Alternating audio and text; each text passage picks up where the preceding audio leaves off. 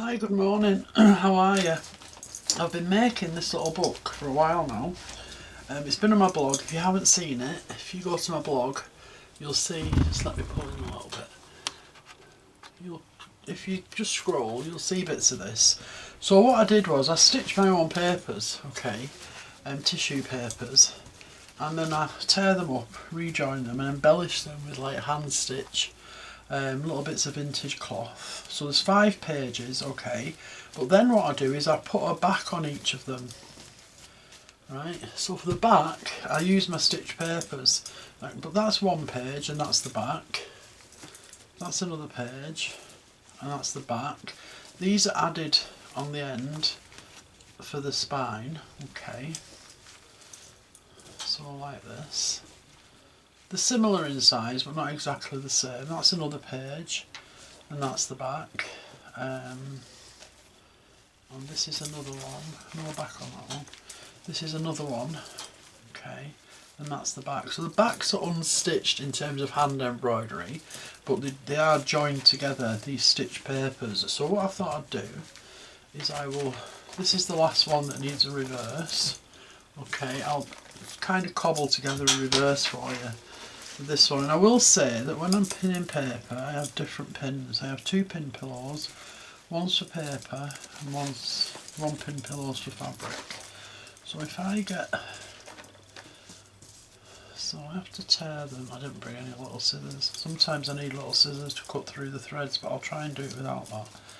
Just tear it out. I'm going to need something, maybe not.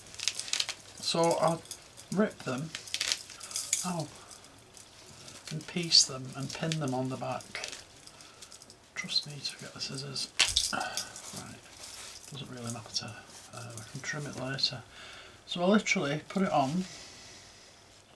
I actually quite like the wispy edges when it's torn, so that isn't going to be a problem. And I'll pin that in place. And then when they're all pinned on, I tie them to the front cover, just little ties with embroidery thread. I tear another bit. Kind of like, you might think, well, why didn't you just put that whole piece on there? Well, because I like the texture of the joins where they meet, that's why. So that one, or maybe not, that could go there. Okay, if I tear a bit more off the bottom. I do have scissors that I use to cut this, because I don't cut through this with my embroidery scissors because there'll be paper in there on those threads. So that I'll pin on there, and then I just need a piece for down here.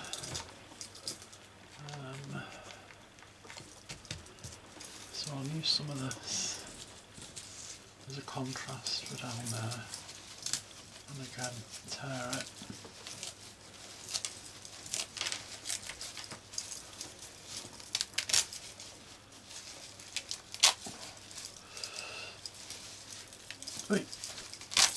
Easier said than done, but there you go. So now that will go on there. So I'm wondering if it'd be better that way. Maybe better that way in terms of altering the line of the surface. Tuck that under there, put that on there, and then pin that on. And then I will literally just catch it with little ties. I'll see if I can identify some on one of the other pages, but you can hardly see them. They blend in so well with what's going on the front. I need to make some more of these papers because I want to make a cover, a front and back cover with stitch paper. So if I get this one, there's a tie. So there's a tie. So you can't even see them. So there's one there, okay, and that's it at the front. You can't even see them. You just can't see them. Like little knots you can see on the back. A little knot on the back, and really it just sinks in. You can't see it on the front. Very, very difficult to see them. Let me see. There's one there. Now that you can see that one better because it's on a flat piece.